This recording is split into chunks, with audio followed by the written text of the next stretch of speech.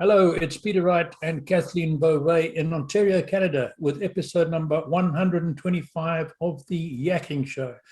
This is a show for awakening you to new perspectives for a changing world. And our guest today will certainly open your eyes in several respects. But I don't want to steal Kathleen's thunder. It's not my job to introduce guests. Kathleen does it way better than I do. So my first job is to introduce co-host Kathleen Beauvais from Waterloo in Ontario. Hi, Kathleen. Welcome again. And how are you today? I'm doing great, Peter. Thanks for that intro. And thank you all so very much for tuning into our show. We so appreciate you and we love reading your comments. So please keep those coming. And if anyone out there is interested in being a guest on our show, please don't hesitate to reach out to either Peter or myself. And as Peter mentioned, we do have another special guest with us today. It's really interesting, a really interesting guest. Please welcome Lucas Caneda to our show today. Hello, Lucas. How are you?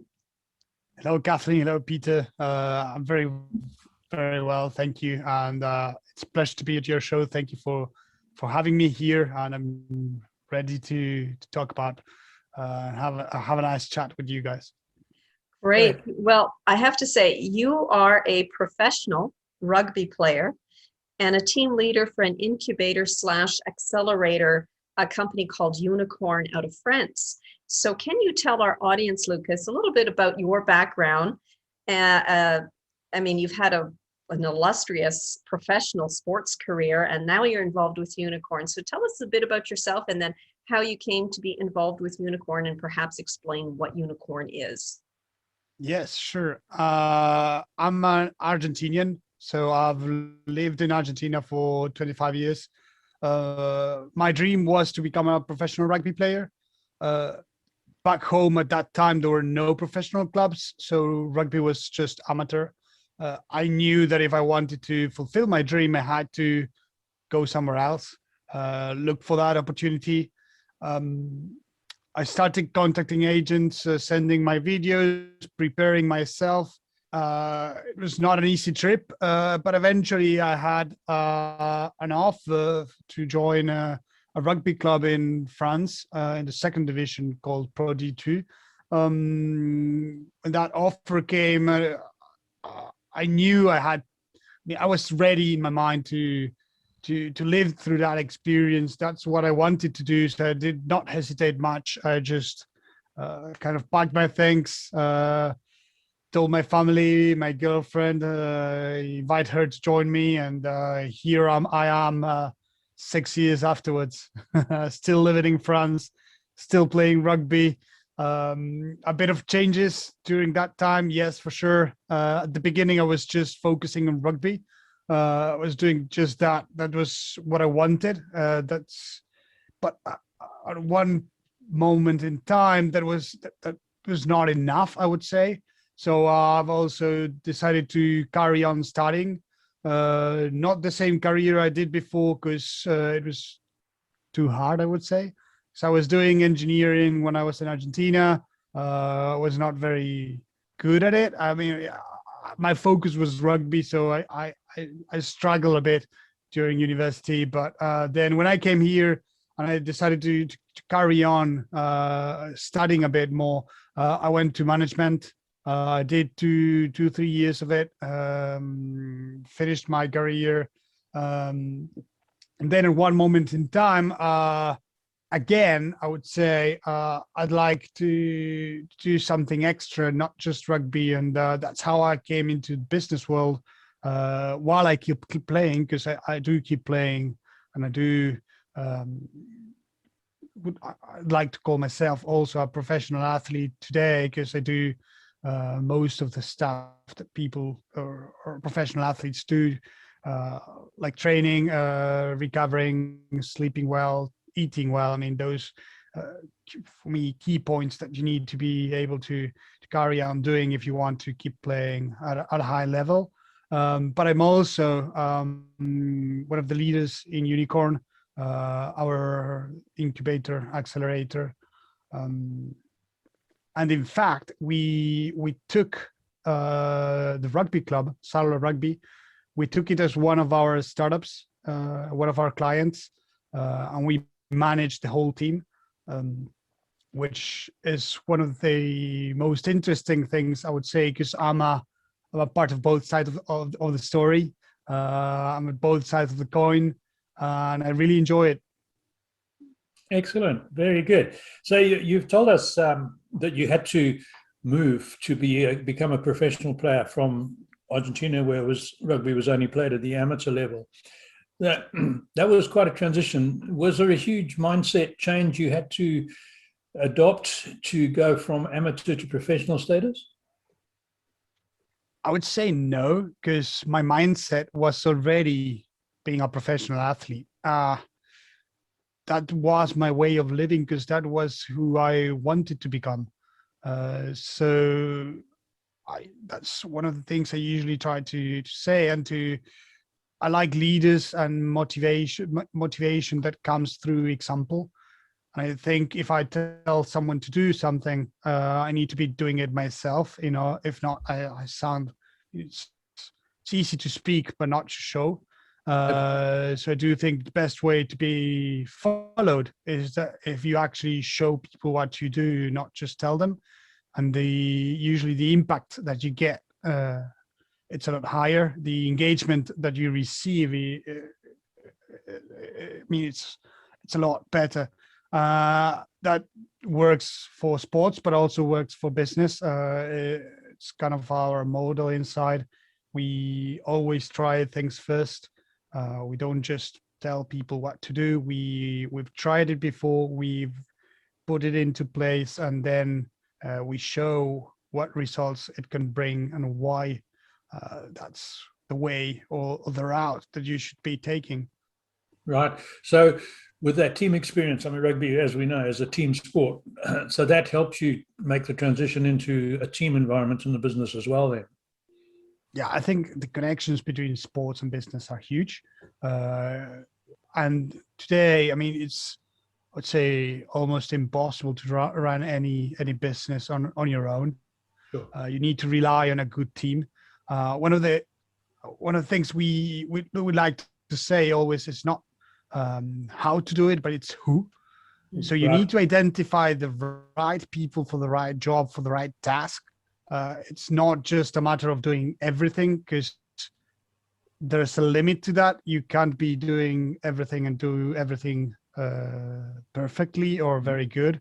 I always say there's always someone that does things better than I do, which I think it's a complete reality. And accepting that allows you to delegate and to, I don't like the word use, but I would probably say leverage each person's best attributes, their strengths into building a team that works well together and that can perform and succeed. Right. I know Kathleen wants to ask you, she's determined to find out more about your company and your startup. So I'll keep my mouth shut and let Kathleen ask you something. Well, yes, you have, you're involved with a startup called, I believe, FormationGG. It's an up and coming platform dedicated to esports. Can you tell us a little bit more about that? Yes. I mean, yes, I am involved in FormationGG.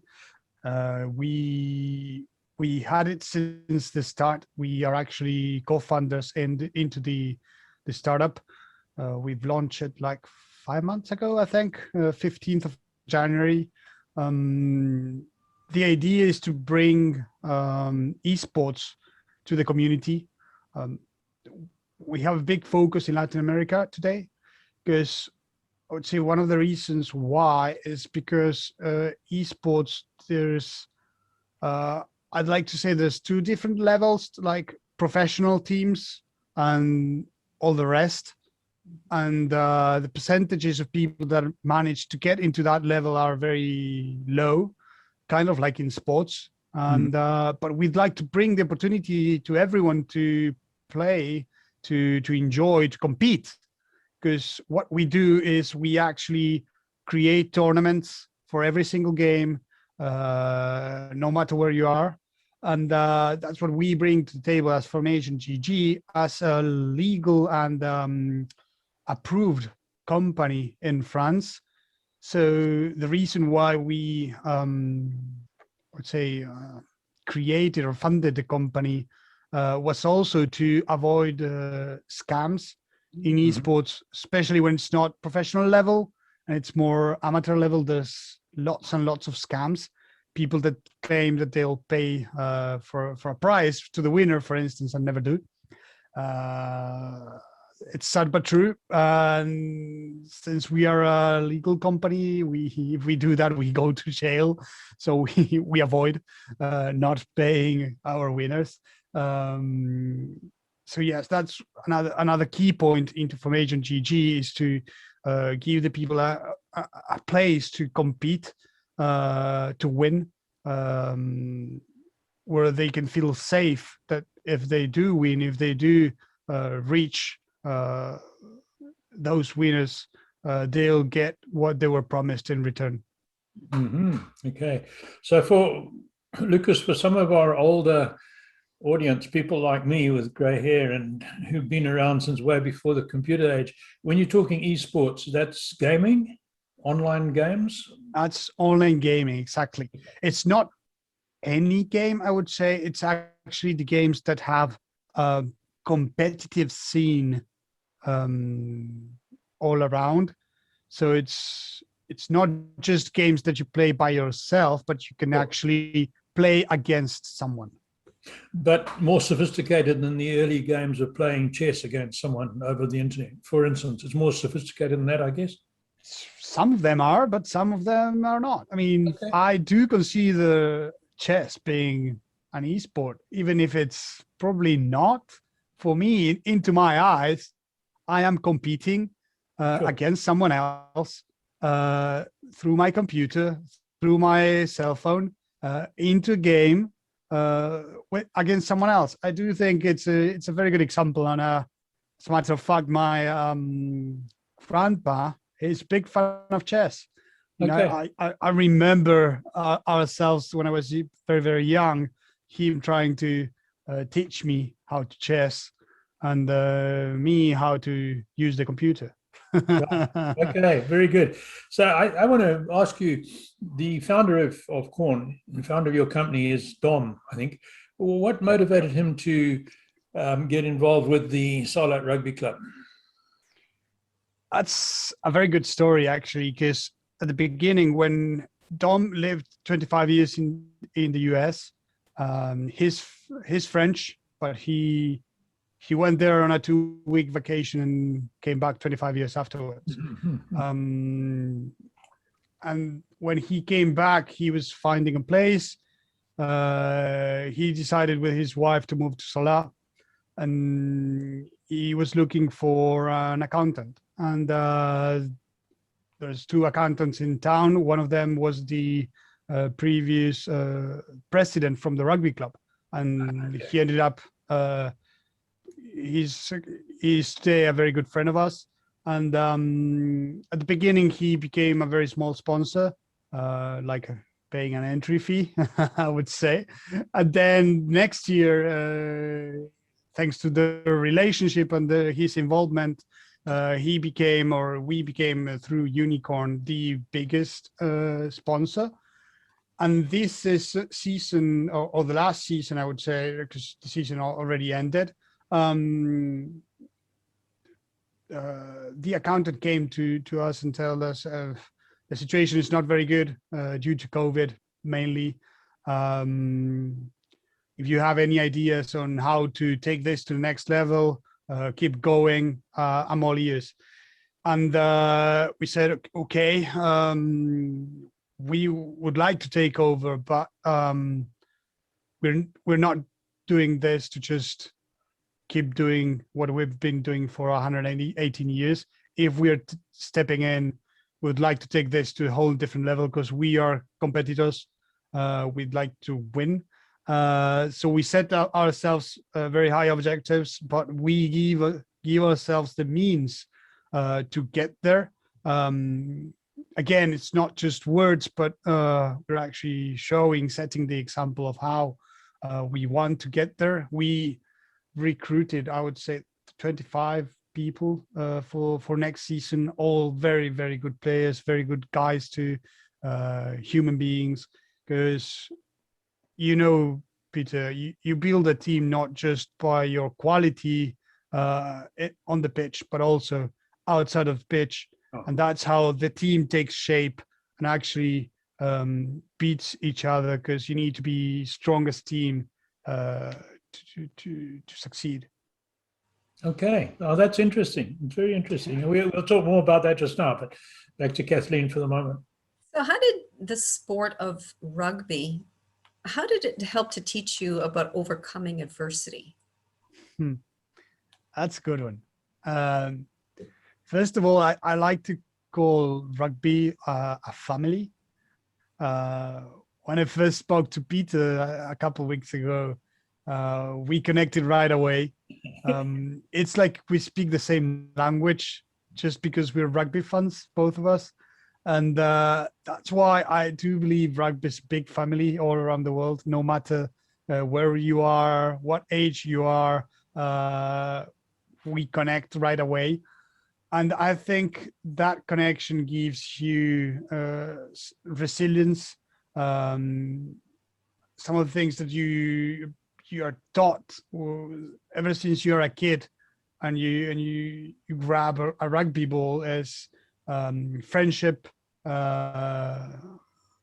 competition in the good sense, but also the rugby, and I would say business and life. It's not an easy thing. I mean, you need to be able to take a hit and be able to stand back up, because that's what happens. That's what happens on the pitch. You don't always run, and you have 15 people in front of you that don't allow you to push forward.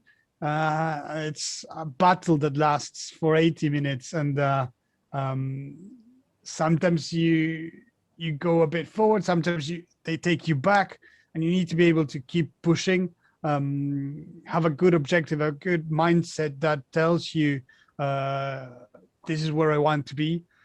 I do think that it requires a lot of passion, and again, that's a great connection to business, because if you don't have the passion, you're probably running with a 10-yard penalty. I think that, Kathleen, sounds very familiar to you into the football world. Yeah, I've got to throw in there, for those of our audience who are not familiar with rugby, rugby is a game that's played, as Lucas said, for 80 or 90 minutes with a short break in the middle, and every player plays every one of those minutes unless the player is so injured he or she cannot continue moving. You don't bring in substitutes every 5 minutes, so your tired players can have a rest. And it's a hard game where players tackle one another, and none of the players wear any protective equipment except perhaps a very soft band over their ears. There's no shoulder pads or chest pads or shin pads or anything else. So it's a tough game. That's all I'm going to say. Otherwise, I'm going to get shot down here. But I don't want to offend our football players, but it's, let me keep quiet. What I wanted to ask you, Lucas, though, was I know from being heavily involved in a number of sports in my life and running and all this sort of thing, and having my own business, and when I was in the corporate world too, it's a real struggle to play at a high level of sport or compete at a high level in athletics and run a demand and be part of, and have a demanding career at the same time. So how do you juggle those two high level activities? I do think that they help one another. You need to be able to disconnect sometimes from what you're doing, and changing from rugby to business, to sports, to what you're doing as a job or as a passion. As long as you have the will, you have that passion, that fire, that energy that takes you to wake up every day and not feel that you need to, this is a burden. No, quite the opposite. I love what I do. And I just have, I enjoy doing what I do. And that's, for me, it's the key to any success, is enjoying what you do. You need to be doing your passion. And I do think that most of the people never never find that, or struggle a lot at least to get that, to get there. And I consider myself very, very lucky, and I appreciate where I am, and I just want to enjoy my time and to actually help other people to get to have the same feeling, because I do think it's feeling that being part of something that's a real challenge, a real adventure. You need to live it, right? I wouldn't never like to miss this opportunity, and that's Right. what. I'm going to jump in with a quick one, because when Lucas and I spoke earlier, a couple of weeks ago, you were saying that your company is really good at helping people who are involved in the rugby club and in sport in general keep going and practicing and juggling, using that word. So they're a lot more flexible, should I say, than conventional businesses. Is that right? Yeah, well, in fact, we created I would call it a device, or put the name that you want, that it's called Rugby Plus. What we do is we give people the opportunity to do both things at the same time, play professional rugby and also be a part of our business. So we give people two jobs. Mm-hmm. They are professional athletes for, I would say, roughly half their time. On the other half, they are a part of Uniqorn or one of our startups, Mm-hmm. doing things like sales, business development, marketing, social media, design, back end, front end. There's lots of things that we do internally, and people can actually create a career of their own, both sides, and which I don't think any other club does. Not good. that I know of, at least. And I do think, and from the returns that we had, it's a great opportunity. People are loving what we do, and people tell us, how do you manage? Well, as a matter of fact, we are already 10 people doing that, 10 players that work at both sides. We have 15 more joining us in the next month, when the season starts in July. And we've, I would say, demonstrated already that duality works into both's favor. So sure, because because we spend so much time together that we become so close, and the team benefits on both sides, in the business and on the pitch. and on the field. Very good. Right. Yeah, excellent. Kathleen, over to you. So Lucas, you suffered a significant knee injury in 2014, and many thought that you would never return to professional sports, and I think many told you you would never play rugby again. What was that mental dialogue that helped you overcome that? I had a couple of things. By that time, I was not a professional athlete. That was actually before, the year before I got my opportunity. It was quite tough, I would say. I mean, I still remember the injury by heart. I mean, and by that time we had our doctor at the club was those guys that always tries to keep pushing. Yeah, I mean, everything's all right. Let's keep going. And I had a very good relationship with him. And when I tried to stand up and my knee was like going everywhere, I told him, hey, strap it up so I can keep going.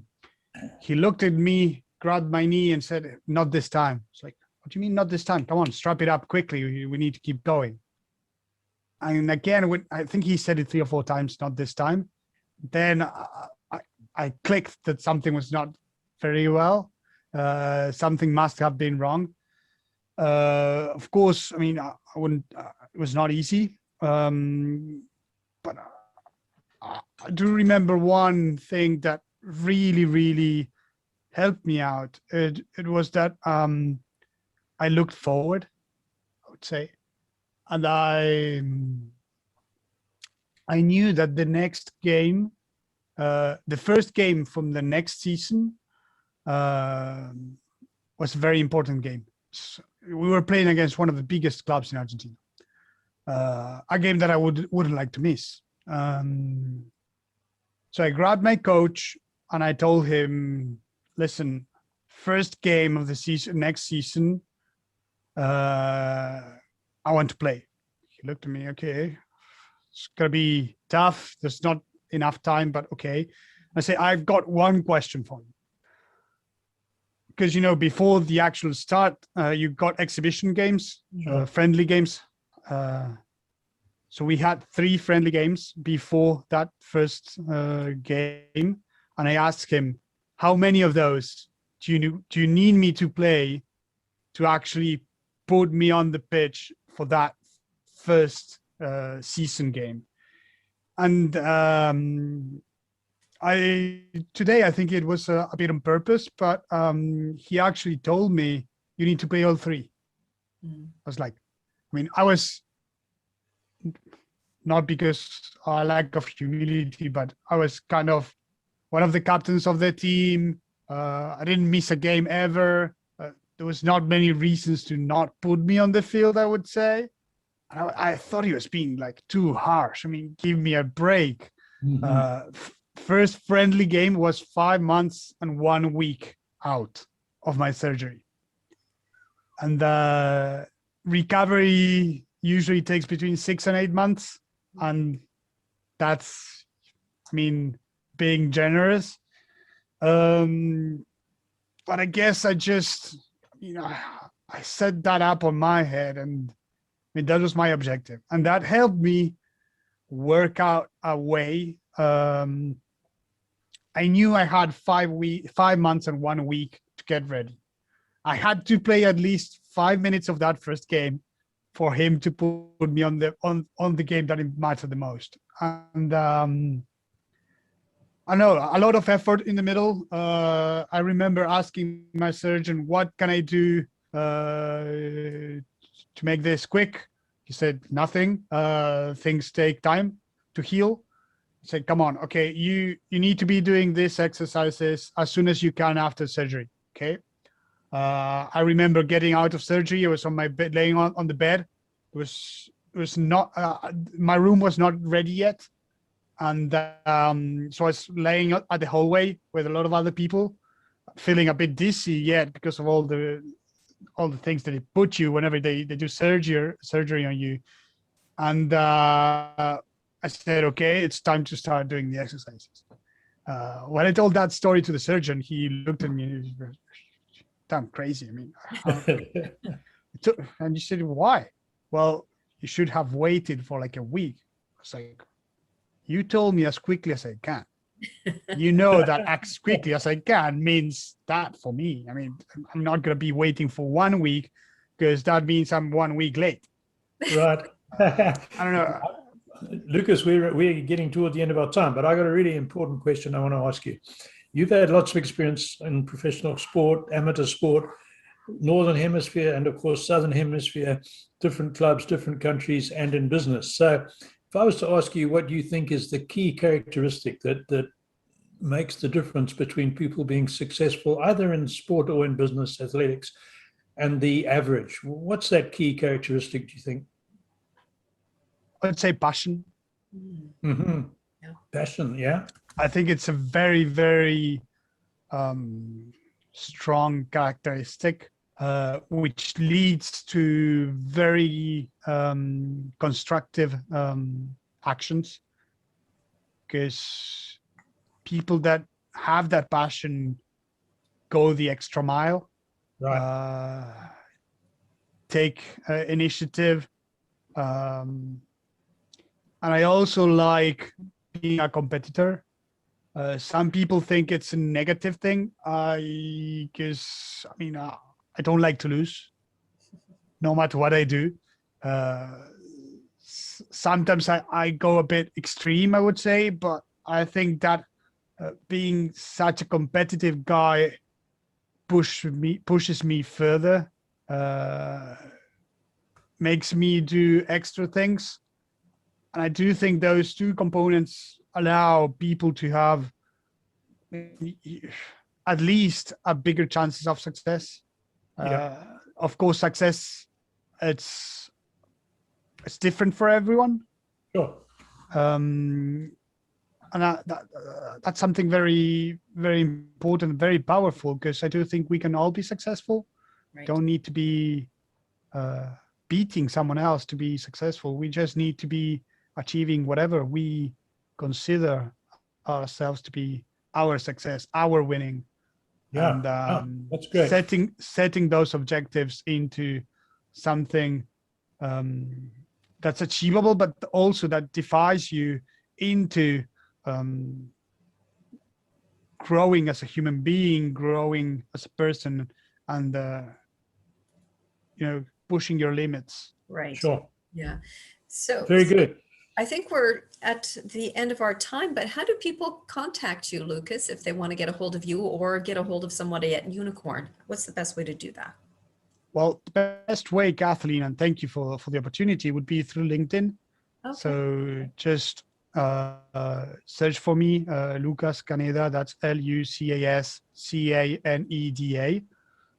They can just drop me a message. I'm pretty much reactive, I would say. And yes, if there's a connection, I would happy to jump into a call or whatever. Good. We will put that as a caption under this point of the video, and we put it in the description. So for me, thanks, Lucas. Yes, thank you so much for being on our show, Lucas. We really appreciated having you on the show. And thank you all so very much again for tuning in, and keep those comments coming because we love reading them. And once again, if anyone out there is interested in being a guest on our show, please don't hesitate to reach out to either Peter or myself. And until next time, take care and bye-bye, everyone.